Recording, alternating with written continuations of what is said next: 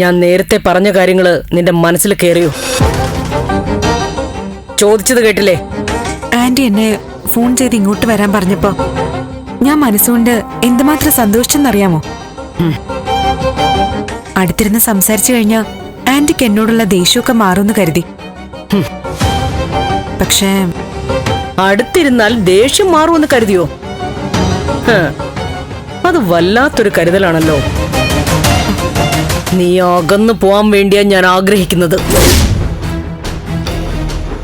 അതിനു വേണ്ടിയാ ഞാൻ ശ്രമിക്കുന്നത്. നീ എന്നെ വിട്ടു പോണം.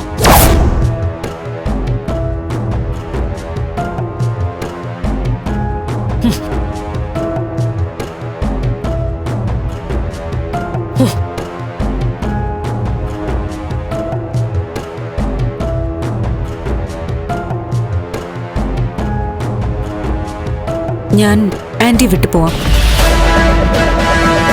പക്ഷേ നന്ദുവിന് വിട്ടു പോവാൻ എനിക്ക് പറ്റില്ല. എന്താ പറഞ്ഞേ? എന്റെ ഭർത്താവിനെ വിട്ട് ഞാൻ പോവില്ലാന്ന്. ഉറപ്പാണോ? ഉറപ്പാണ് ആന്റി. നന്ദന്റെ ആയുസിന്റെ കാര്യം ഞാൻ നിന്നോട് പറഞ്ഞു. എന്റെ ഭർത്താവ് മരണപ്പെട്ടു പോകുമെന്ന് പറഞ്ഞതല്ലേ? നന്ദു ആയാലും ഞാനായാലും ആദ്യം ആരാണോ മരിക്കുന്നത് ആ ആളിനൊപ്പം മറ്റേ ആളും മരിക്കും. അങ്ങനെ മറ്റേ ആളും മറിച്ച ആളും ഒന്നും മരിക്കണ്ട. എനിക്ക് എന്റെ മകൻ ജീവിക്കണം. ജീവിക്കും. ആന്റി, ഞാൻ ആന്റിയോട് കാര്യങ്ങൾ പറഞ്ഞു കഴിഞ്ഞു.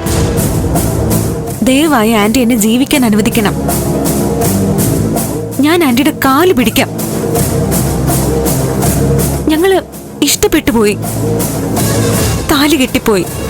ആ താലി ഞാനങ്ങ് പൊട്ടിച്ചെറിയും. ഇല്ല ആന്റി, ആന്റിക്കത് പറ്റില്ല. എന്താടി? എന്താ നീ പറഞ്ഞേ? ആന്റിക്കെന്നല്ല, അന്തസ്സുള്ള ഈശ്വര വിശ്വാസമുള്ള ഒരു സ്ത്രീക്കും അത് പറ്റില്ല. മറ്റൊരു പെണ്ണിന്റെ കഴുത്തിലെ താലി പൊട്ടിച്ചു കളയാൻ. ഈ താലി എന്നെ സംബന്ധിച്ച് ഒരു തുണ്ട് സ്വർണമല്ല. ലോകത്തുള്ള സകല സ്വർണവും പകരം തരാന്ന് പറഞ്ഞാലും ദാ ഈ 1-2 ഗ്രാം തൂക്കം വരുന്ന കുഞ്ഞു സ്വർണം ഞാൻ കൊടുക്കില്ല. ഞാനെന്നല്ല, ഒരു പെണ്ണും. ആന്റി നേരത്തെയും പറഞ്ഞു ഈ താലി പൊട്ടിക്കുമെന്ന്. പൊട്ടിക്കാൻ തുടങ്ങുകയും ചെയ്തു. ഇനിയും എന്നോടുള്ള കലി തീർന്നില്ലെങ്കിൽ ആന്റി ഈ താലി പൊട്ടിച്ചെറിഞ്ഞു കള. ഞാൻ കാര്യമായിട്ട് പറഞ്ഞതാ. ആന്റി ഈ താലിമല പൊട്ടിക്ക. താലി വലിച്ചെറിയ. അങ്ങനെയാണെങ്കിൽ ഞാൻ പോയിക്കോളാം.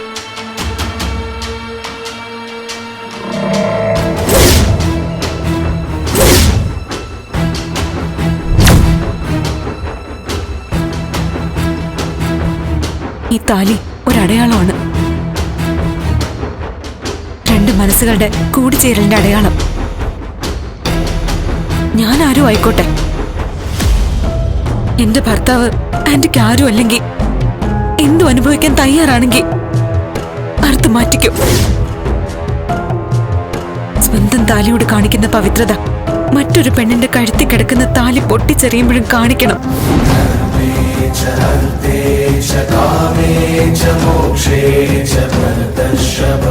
ഇനി പൊട്ടിക്ക്.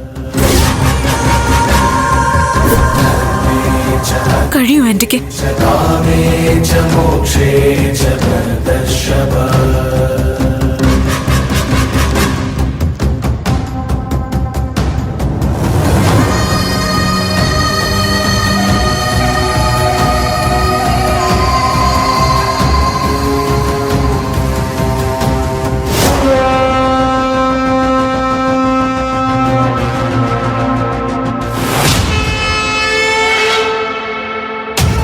സത്യത്തിൽ എനിക്ക് ആന്റിയോട് ഇപ്പോ ഒരു ബഹുമാനമൊക്കെ തോന്നുന്നുണ്ട്.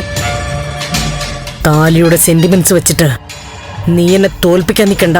ആന്റി വല്ലാത്തൊരു ദുഷ്ടയെ പോലെ നേരത്തെ സംസാരിച്ചത്. പക്ഷേ താലിയുടെ അടുത്ത് വന്നപ്പോ മനുഷ്യ സ്ത്രീയായി. നീ തത്വം പറഞ്ഞ് വലിയ ആളാവണ്ട. ഈ താലിയുണ്ടല്ലോ, അത് നീയായിട്ട് തന്നെ അഴിച്ചു മാറ്റും. നന്ദൻ നിന്നെ വിട്ടുപോകില്ലേ? അങ്ങനെ വിട്ടുപോകുന്ന ദിവസം അത് സംഭവിക്കും. അങ്ങനെ വിട്ടുപോകുന്നുണ്ടെങ്കിൽ അത് ഞാൻ അനുഭവിക്കേണ്ടതാ. നന്ദു നീ താലി അഴിച്ചു മാറ്റണമെന്ന് തോന്നുന്ന നിമിഷം വരെ ഞാൻ കാത്തു നിൽക്കാം. അതുവരെ എന്നെ ജീവിക്കാൻ അനുവദിക്കണം, പ്ലീസ്.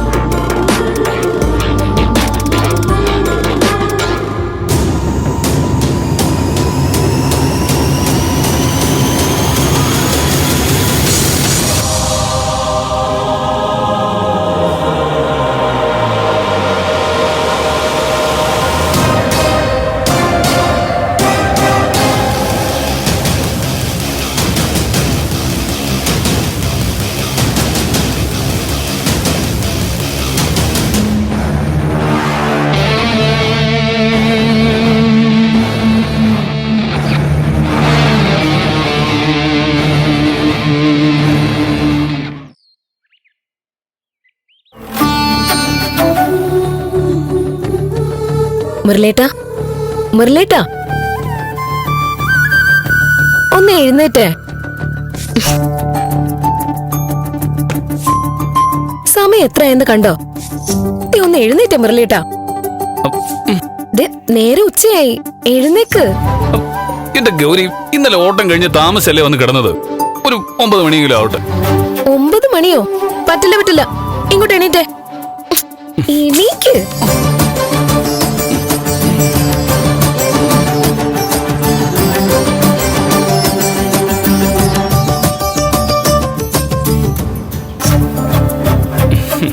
ഇന്നൊരു പ്രധാനപ്പെട്ട കാര്യമുണ്ടെന്ന് ഇന്നലെ പലവട്ടം പറഞ്ഞിരുന്നു. പ്രധാനപ്പെട്ട കാര്യോ? അത് കാര്യോ? മറന്നല്ലേ? ഉമ്മയുടെ സ്കൂളിലെ പേരന്റ്സ് മീറ്റിംഗ് അല്ലേ?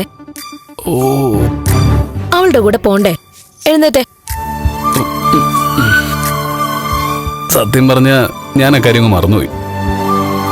ദേ, ചായ കുടിക്ക്. ആ, ഉമ്മതെ അവിടെ റെഡിയായിട്ട് നിൽക്കുക. വേഗം അവളുടെ കൂടെ പോയിട്ടോ. അവള് കട്ടക്കലിപ്പിലായിരിക്കും അല്ലേ? പിന്നല്ലാതെ. എന്തായാലും വേഗം ഇറങ്ങിയാ മതി. ആഹാ, നല്ല സൂപ്പർ ചായ.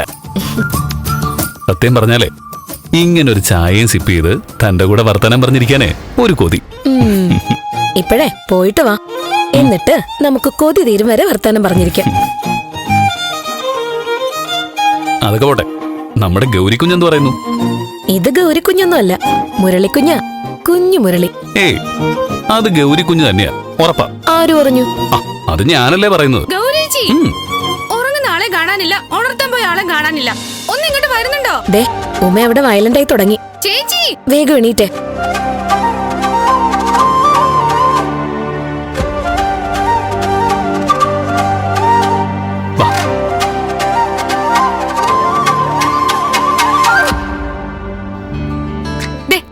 എന്തെങ്കിലും ഒരു കാര്യം ഏറ്റാലേ അത് നേരത്തിന് ചെയ്യാൻ പഠിക്കണം.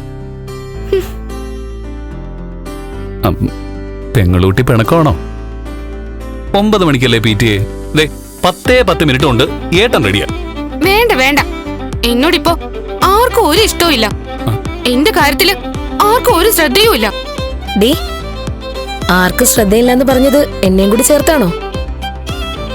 നിന്റെ എന്ത് കാര്യാ ഞാൻ ശ്രദ്ധിക്കാതിരുന്നേ? ഞാൻ ചേച്ചിയെ കുറിച്ച് അല്ല പറഞ്ഞത്. അപ്പൊ പിന്നെ ഞാനോ? അതെ, ഒരു ദിവസം ഒരു 5 മിനിറ്റ് കൂടുതൽ ഉറങ്ങിപ്പോയി. അതോടെ ഇതുവരെ ചെയ്തതൊക്കെ വെള്ളത്തിൽ വരച്ച വര പോലെ അങ്ങ് പോയി. ആ വേണ്ട, വീടിന് വേണ്ടി കഷ്ടപ്പെടുന്ന എല്ലാ ആണുങ്ങളുടെയും വിധിയായത്. ഒരു കാര്യമില്ലാതെ വീട്ടുകാരുടെ പഴിയും കുത്തുവാക്കും കേൾക്കുക.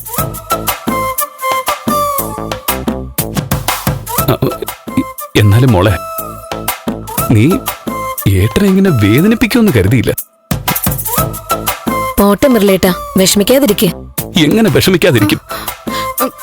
ഏട്ടാ സോറി, ഞാൻ ചുമ്മാ ദേഷ്യം കാണിച്ചതല്ലേ. ഏട്ടന് എനിക്ക് അറിഞ്ഞൂടെ? ഞാൻ പറഞ്ഞത് ഏട്ടന് വിഷമായോ?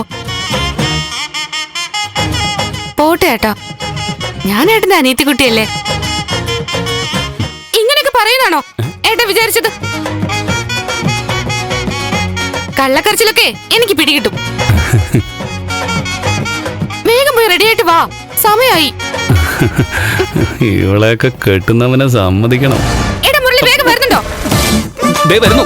എന്റെ അമ്മോ.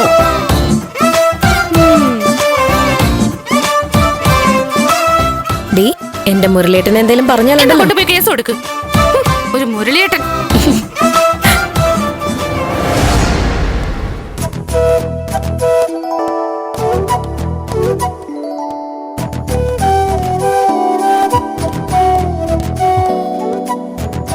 നന്ദുമോനെ, ആശുപത്രിയിലെ പ്രഭകുഞ്ഞിന് എങ്ങനെയുണ്ട്? പ്രത്യേകിച്ച് ബുദ്ധിമുട്ടൊന്നുമില്ല ആന്റി. അപ്പോ അവിടെ നിന്ന് വിടുമായിരിക്കും അല്ലേ? ആ, അങ്ങനെ കരുതുന്നേ.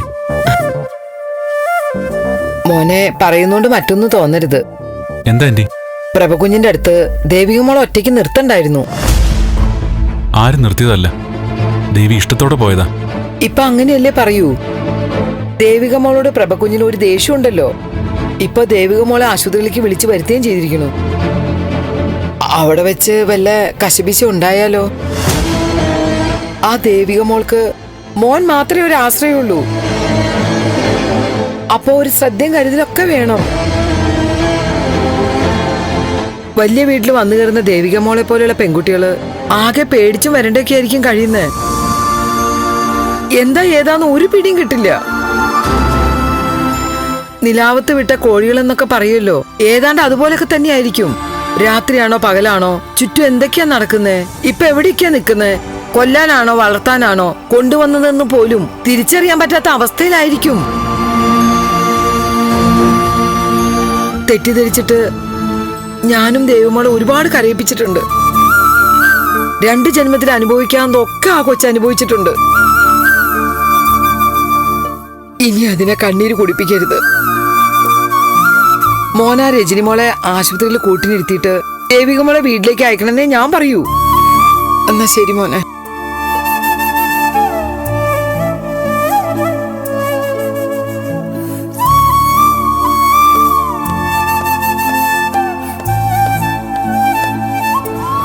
മാധവേട്ടാ, കാപ്പി എടുത്തു വെച്ചിട്ടുണ്ടേ.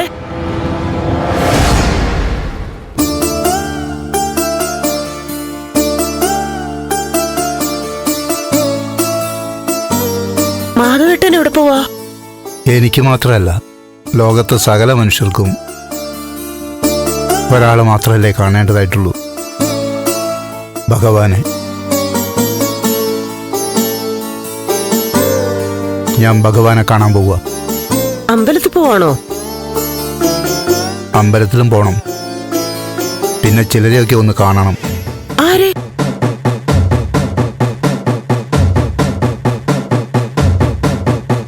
ചിലരെയൊക്കെ കാണണമെന്ന് വെച്ചാ ഒന്ന് തെളിച്ചു പറ മാധവേട്ടാ. ചിലരെയൊക്കെ എന്ന് വെച്ചാൽ ജീവിതത്തിലേക്ക് കടന്നു വന്ന ചിലരെയൊക്കെ, പ്രധാനമായും ഒരാളിനെ. ആ ആളിനെ ചെന്ന് കണ്ട് ഈശ്വരനെ കുറിച്ച് സംസാരിക്കണം. വേണ്ട വേണ്ട മാധവേട്ടൻ, ഇനി ഒരിടത്തേക്ക് പോവണ്ട. പൂജയും ഭജനയൊക്കെ ഇവിടെ ഇരുന്ന് മതി. അങ്ങനെയൊക്കെയാണല്ലോ പറഞ്ഞിരുന്നത്. പക്ഷേ ദൈവവിളി വന്നാൽ അത് കേൾക്കാതിരിക്കാൻ പറ്റില്ല. ഭഗവാനെ അനുസരിച്ചേ പറ്റൂ. എന്നുവെച്ചാ വീണ്ടും ഞങ്ങളെയൊക്കെ വിട്ട് അമ്പലം എന്നൊക്കെ പറഞ്ഞ് ഇവിടുന്ന് അങ്ങ് പോവാണോ? എനിക്ക് പോണം രാധിക, പ്രധാനപ്പെട്ട ഒരു കാര്യം. ഇല്ല, ഞങ്ങൾ വിട്ട് ഇനിയും പോവാൻ ഞാൻ സമ്മതിക്കില്ല. മാധവേട്ട വന്നേ, വരാനാ പറഞ്ഞത്. ഇവിടെ ഇരുന്നുള്ള ദൈവത്തിനെ കാണലും മതി.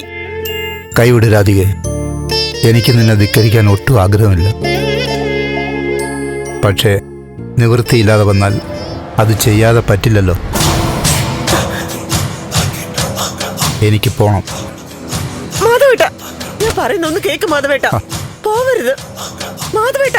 വിട് രാധികെ, ഞാൻ പോട്ടെ. മാധവേട്ട, കൈ ഇവിടെ വിട് നിങ്ങോട്ട് രാധികെ. പോവാൻ പറ്റില്ല എന്ന് പറഞ്ഞില്ലേ? എന്താ അമ്മ ഒച്ചയും ബഹളവും പിടിയും വലിയൊക്കെ?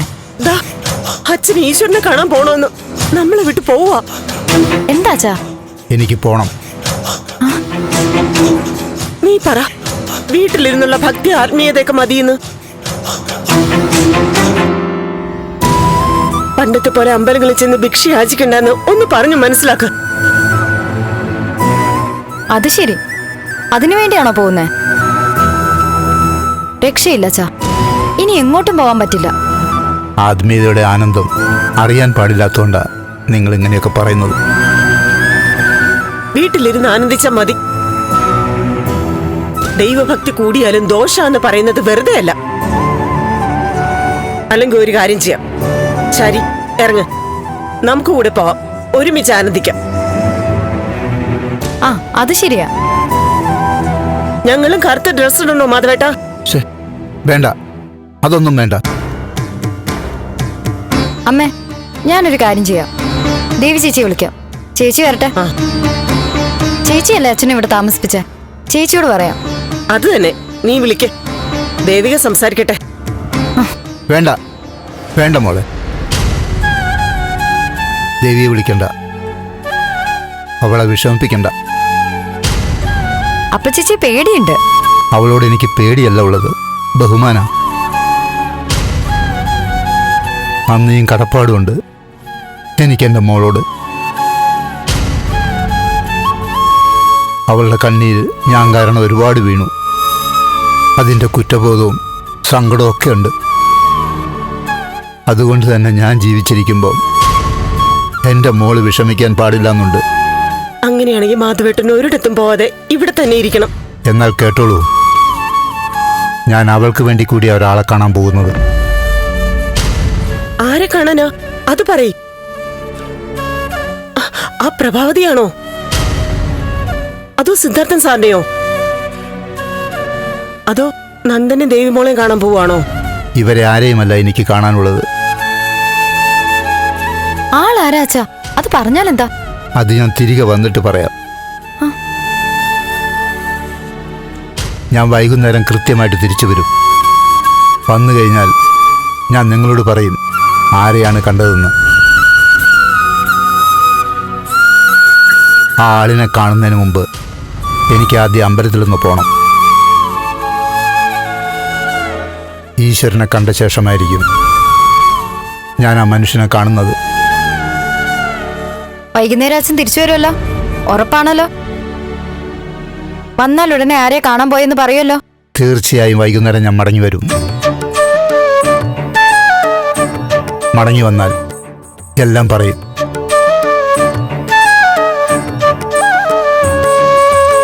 നിങ്ങളെ വിട്ട് ഞാൻ ഇനി എങ്ങോട്ടും പോവില്ല. എൻ്റെ ഭാര്യയും മക്കളെയും ഞാൻ ഒരുപാട് വേദനിപ്പിച്ചിട്ടുണ്ട്. അവർക്ക് സന്തോഷം കൊടുക്കാൻ സാധിച്ചില്ലെങ്കിലും ഇനി അവരെ കരയിക്കില്ലെന്ന് ഞാൻ ഈശ്വരന് വാക്കു കൊടുത്തിട്ടുണ്ട്. ഞാൻ പോട്ടെ. സന്ധ്യയ്ക്ക് മുമ്പ് കൃത്യമായി ഞാൻ വരും. ദേവിക മോള് വിളിക്കുകയാണെങ്കിൽ ഞാൻ പുറത്തുപോയ കാര്യമൊന്നും പറയണ്ട. സംഭവിച്ചതെല്ലാം നല്ലതായിരുന്നില്ല. പക്ഷേ ഇനി സംഭവിക്കാനിരിക്കുന്നത് നല്ലതാവണം. അതിനുവേണ്ടിയാണ് ഞാൻ ശ്രമിക്കുന്നത്.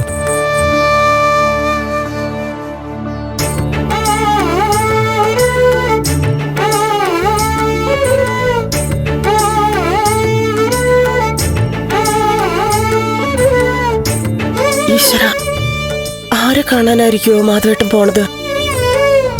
എന്തായാലും നമ്മുടെ നന്മയ്ക്ക് വേണ്ടിയാവും അമ്മേ. പോയി വരട്ടെ.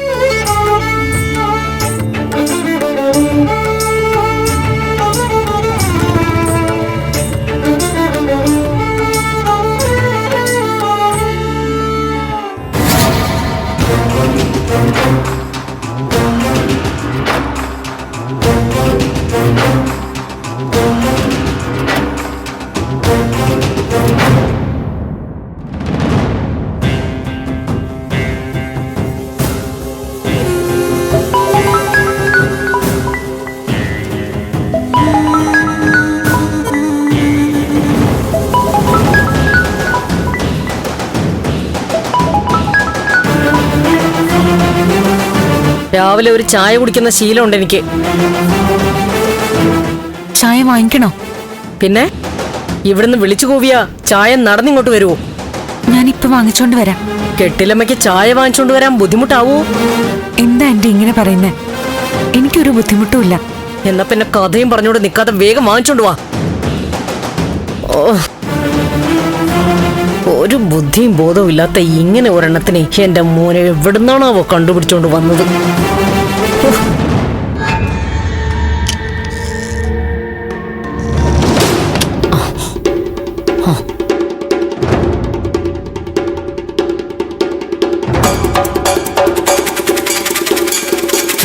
ഹലോ.